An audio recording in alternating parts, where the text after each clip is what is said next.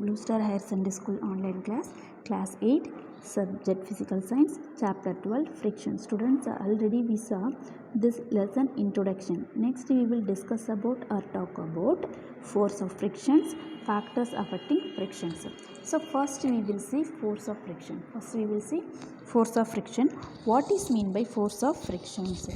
Friction is the force. Friction is the force resisting the relative motion of solid surfaces, fluid layers and material elements sliding against each other.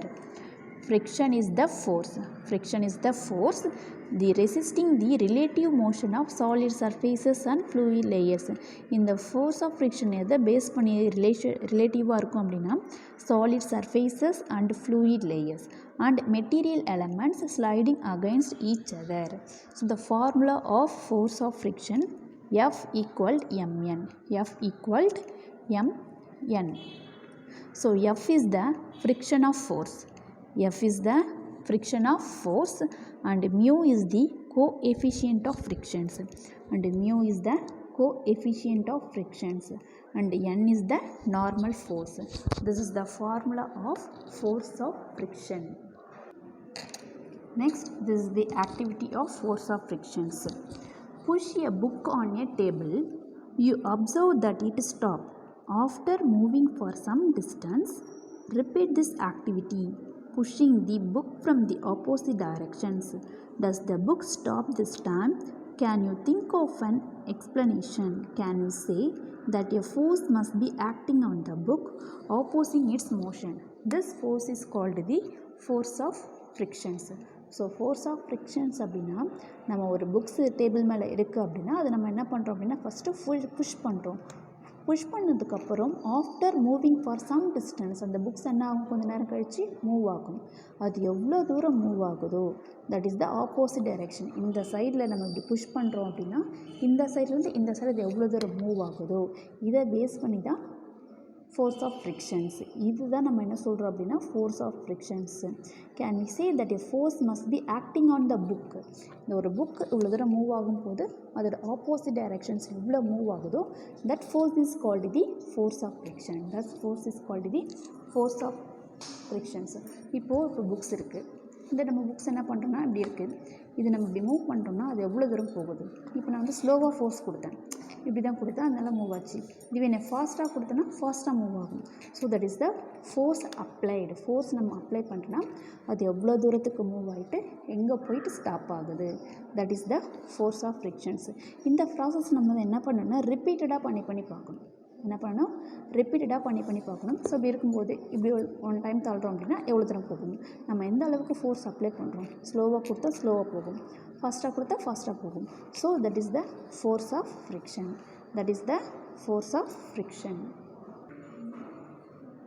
Next is the factors affecting friction. What are the good and bad? What are the advantages and disadvantages of factors affecting frictions? So first, factors affecting friction studies பண்ணுறதுக்கு முன்னாடி நம்ம இதில் ஒன்று read பண்ணணும். For spring balance, what is that? Spring balance.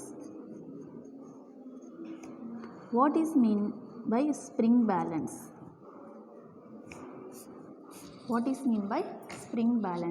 So spring balance is a device.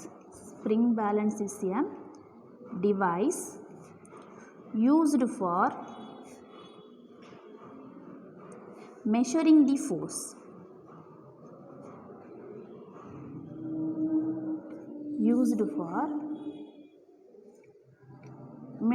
the force.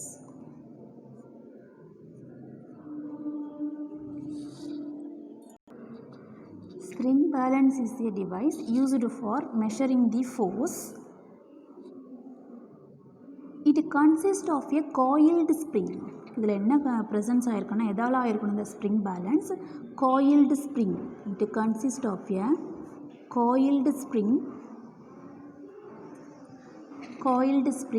which gets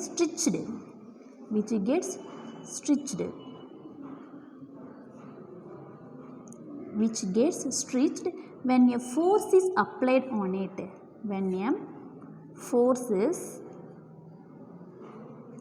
applied on it.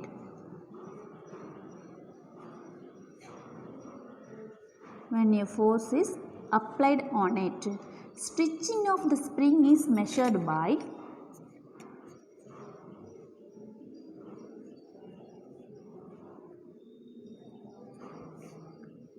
stretching of the spring is measured by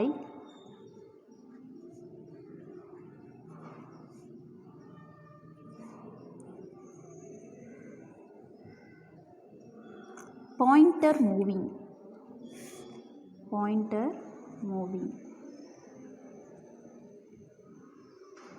on the graduated scale.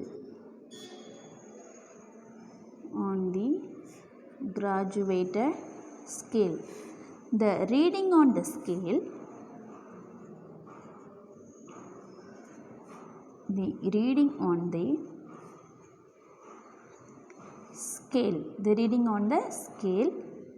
gives the magnitude of this force.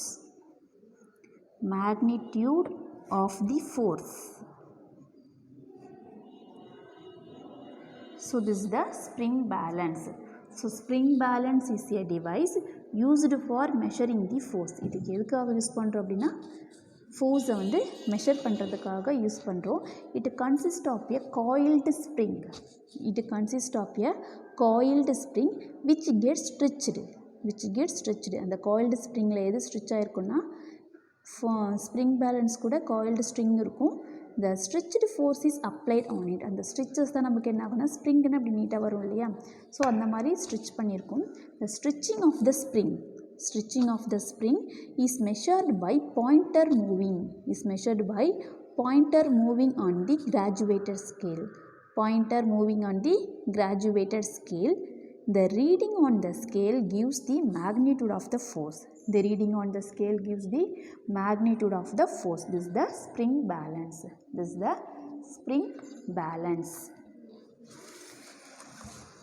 So this is the spring balance.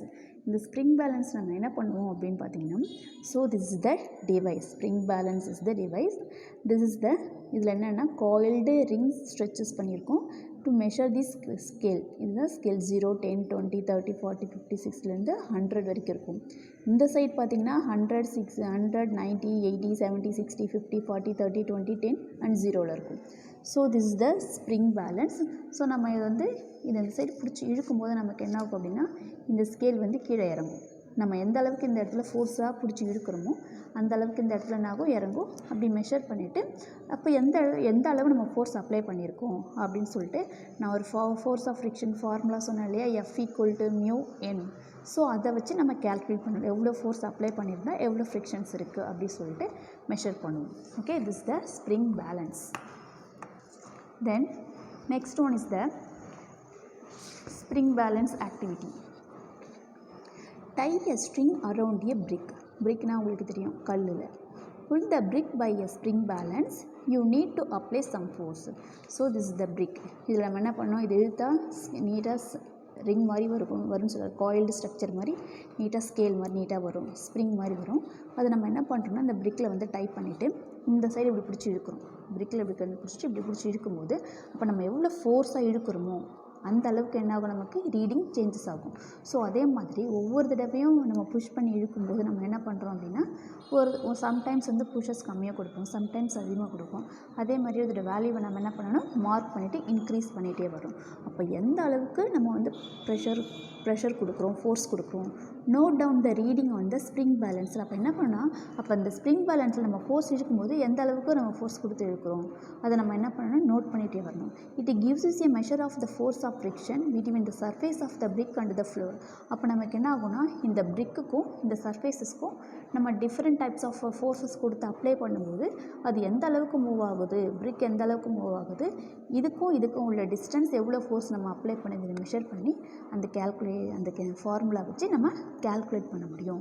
So this is the one example of spring balance. Then next activity, make an inclined plane on a smooth floor or a table. You may use a wooden board supported by bricks or books. Put a mark with a pen at any point A on the inclined plane. Now let a pencil cell move down from its point. How far does it move on the table before coming to rest? Note down the distance. Now spread piece of cloth. So இப்போ என்ன சொல்கிறாங்க அப்படின்னா ஒரு activities என்ன அப்படின்னா listen. So this is த ஒரு surface, ஒரு surface இருக்குது. So students listens, this is the smooth floor. இது வந்து ஃப்ளோர் வந்து ஸ்மூத்தாக இருக்குது. ஸோ இப்போ நான் என்ன பண்ணுறேன் அப்படின்னா இதில் இப்படி ஒரு நோட் வைக்கிறேன். ஒரு நோட் வச்சுட்டு என்ன பண்ணுறேன் அப்படின்னா ஃபஸ்ட்டு என்ன பண்ணுறேன் அப்படின்னா எந்த இடத்துல இங்கே நோட் வச்சுருக்கணும் அதை மார்க் பண்ணிவிட்டு இப்படி பண்ணுறேன்னா அது எந்த அளவுக்கு ஃபோர்ஸ் பண்ணி போயிட்டு நிற்கிது. ஸோ அதை நம்ம என்ன பண்ணணும், மார்க் பண்ணிக்கணும். So students, this is the inclined plane on a smooth floor. You may use a wooden board supported by bricks. இப்போ ஒரு bricks இருக்குன்னு வச்சுக்கோங்க. இப்போ bricksல இந்த நோட் வச்சுருக்கேன். Supported by a bricks or books. இப்போ books எடுத்துக்கிறேன்னு வச்சுக்கோங்க. Put a mark with a pen at any point A on the inclined plane. இப்போ இருக்குது அப்படின்னா இப்போ இதை நான் என்ன பண்ணுறேன்னா மார்க் பண்ணிக்கிறேன். ஸோ இந்த இடத்துல நம்ம என்ன பண்ணுறோன்னா ஒரு திங்ஸை இப்படி விடும்போது அது how much of forceல வந்து ஸ்டாப் ஆகுது. வந்து நமக்கு என்ன ஆகுது அப்படின்னா ஸ்டாப் ஆகுது. So this is the activity of smooth surface floor. Activities on smooth surface floor. Next என்ன பண்ணுறேன், இதுலேயே cloth. What is that? Cloth. இப்போது கிளாத்துக்கு பதில் இப்போ நான் ஒரு பேப்பர் வச்சுருக்கேன்னு வச்சுக்கோங்க. இது ஸ்மூத்தாக தான் இருக்கும். பட் கிளாத் யூஸ் பண்ணோம் அப்படின்னா இதில் நம்ம இப்படி யூஸ் பண்ணும்போது அதோட ஃபோர்ஸஸ் எந்த அளவுக்கு வந்து நிற்கிது போடும்போது இந்த அளவுக்கு வருதா, இதை மார்க் பண்ணணும். தென் நெக்ஸ்ட் மறுபடியும் ஃபோர்ஸ் அப்ளை பண்ணுறோம், எந்த அளவுக்கு வந்து நிற்கிது, இதை என்ன பண்ணுறோன்னா இதை மார்க் பண்ணுறோம். Repeat this activity the spreading a thin layer of sand over the table. So next என்ன பண்ணுறோம், இந்த இடத்துல sand. What is that? Sand. மணலோட ஃபில் பண்ணிவிட்டு இதை நம்ம எப்படி யூஸ் பண்ணும்போது என்ன ஆகும் அப்படின்னா ஒரு திங்ஸு எந்த அளவுக்கு வந்து சாண்டில் வந்து எந்த இடத்துல நிற்கும். சாண்டில் மோஸ்ட் ஆஃப் தான் பார்த்திங்கன்னா அது என்ன ஆகுதுன்னா ரொம்ப நேரத்துக்கு ரொம்ப தூரத்துக்கு போகாது. ஸோ அப்படி என்ன பண்ணுது அப்படின்னு சொல்லிட்டு நம்ம என்ன பண்ணால் பார்த்துக்கணும். So this is the activity of factors affecting frictions. Okay, then next, friction is caused by the irregularities on the two surfaces. Friction is caused by the irregularities on the two surfaces in contact. Even those surfaces while appearing very smooth have a larger number of minute irregularities on them. Irregularities on the two surfaces lock into one another. So for example, இப்போ this is the இப்போ ஒரு surfaces smooth surfaces and two சர்ஃபேஸஸ்னால் smooth surfaces and rough surfaces. Smooth சர்ஃபேஸில் பார்த்திங்கன்னா ஒரு ஆப்ஜெக்ட்டோ ஒரு material நம்மளோட ஈஸியாக காண்டாக்ட் பண்ண முடியும், move from one part to another part. But rough சர்ஃபேஸஸில் ஒரு திங்ஸை நம்மளால் மூவ் பண்ணுறோம் அப்படின்னு என்ன பண்ண முடியாது, ஈஸியாக நம்மளால் என்ன பண்ண முடியாது, மூவ் பண்ண முடியாது.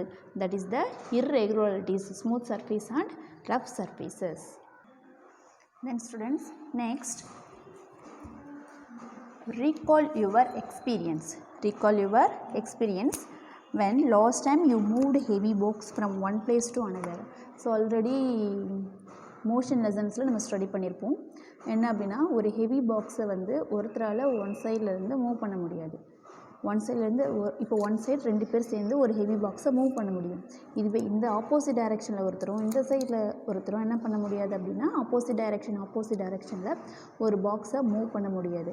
ஃபார் எக்ஸாம்பிள் இதுக்கு என்ன சொல்லலாம் அப்படின்னா ரோப் கேம் பார்த்துருப்பீங்க, கயிறு இழுத்தல் போட்டின்னு சொல்லுவாங்க. ஸோ ரெண்டு பக்கமும் என்ன பண்ணுவாங்கன்னா ஃபோர்ஸ் அப்ளை பண்ணி இழுப்பாங்க. அப்படி இருக்கும்போது என்ன ஆகும் அப்படின்னா எந்த சைடு நம்ம ஃபோர்ஸ் அப்ளை அதிகமாக பண்ணுறோமோ அந்த சைடு தான் அது என்ன ஆகும் அப்படின்னா மூவ் ஆகும். Okay, so for example of this, so recall your experience when last time you moved a heavy box from one place to another. ஒரு பிளேஸ்லேருந்து இன்னொரு பிளேஸ்க்கு மூவ் பண்ணுறோம். If you have no such experience, get that experience. What is easier to move the box from rest? இப்போ ஒரு box ஒரு பிளேஸில் smooth சர்ஃபேஸில் இருக்குது அப்படின்னு வச்சுக்கோங்க, அதை மூவ் பண்ணுறது வெரி ஈஸி. ஸ்மூத் சர்ஃபேஸில் ஒரு திங்ஸ் இருக்குது அப்படின்னா அது மூவ் பண்ணுறது வெரி ஈஸி. அதுவே ரஃப் சர்ஃபேஸஸில் இருந்துச்சு அப்படின்னா நம்மளால் அதை என்ன பண்ண முடியாது, ஈஸியாக ஒருத்தரால் என்ன பண்ண முடியாது, மூவ் பண்ண முடியாது. On the other hand the force required to keep the object moving with the same speed is measure the sliding friction. So sliding அப்படின்னு பார்த்தீங்கன்னா ஸ்மூத் சர்ஃபேஸில் ஈஸியாக ஒரு திங்ஸ் வந்து வழுக்கிக்கிட்டு போயிடும். ஸ்லைடிங் நீங்கள் பார்த்துருப்பீங்க. ஸ்லைடிங் அப்படின்னா அப்படியே என்ன ஸ்மூத் சர்ஃபேஸில் வழுக்கிக்கிட்டு அப்படியே போயிடும். அப்போ ஸ்மூத் சர்ஃபேஸில் ஒரு ஹெவி பாக்ஸை மூவ் பண்ணுறது இட்ஸ் வெரி ஈஸி. என்ன பண்ண முடியும்? Very easy. when the box starts sliding, the contact points on its surface do not get enough time to lock into the contact point on the floor. So ஒரு சைட்லேருந்து இன்னொரு சைடுக்கு நம்ம move பண்ணுறோம் அப்படின்னா that is the contact point. இந்த இடத்துல இருந்து இந்த இடத்துக்கு மூவ் பண்ணுறோன்னா so this point is the contact point. This point is the contact point. So அது என்ன ஆகுனா அதுக்கு மேலே லேஸ் இல்லைன்னா நம்ம மூவ் பண்ணோன்னா அது என்ன ஆகாதுன்னா மூவ் ஆகாது. Okay, so the sliding friction is slightly smaller then the static frictions. Sliding ஃப்ரிக்ஷனை கம்பேர் பண்ணும்போது ஸ்டாட்டிக் ஃப்ரிக்ஷன் வந்து கம்மி தான். ஏன்னா ஸ்லைடிங் ஃப்ரிக்ஷனில் பார்த்திங்கன்னா ஈஸியாக மூவ் ஆகிருக்கும் ஸ்மூத் சர்ஃபேஸில். அதுவே ஸ்டாட்டிக் ஃப்ரிக்ஷனில் என்ன பண்ணாதுன்னா கொஞ்சம் ஈஸியாக இருக்கும், பட் ரொம்ப ஹெவியாக இருக்காது.